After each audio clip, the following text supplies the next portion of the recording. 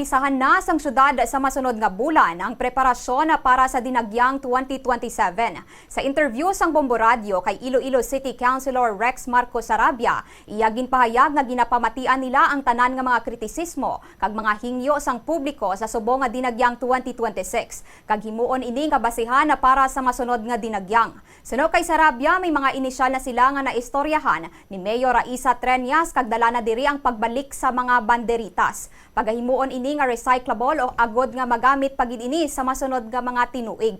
Nalakip man sa ilagin istoryahan amo ang pagpadamo sa mga programs kag performance sa mga dalanon, week-long calendar of activities, pagdugang sa mga washing stations kag portalets. Luyag man nila nga isubsidize ang rental fees sa mga food stalls sagod nga mapanubuan man ang presyo sa mga balaligya sa food festival. Nagpasalamat man si Sarabia sa mga komento sang publiko nga mahimo nga magamit agod mas mangin manami ang pagselebrar sang Dinagyang sa masunod nga tuig. Pamatian ta kag syempre ongoing siya nga proseso nga mag-improve sa nato na celebration. This is a celebration for the people and by the people. So kung ano ang gusto sang mga pumuluyo, pamatian ta kag sundot.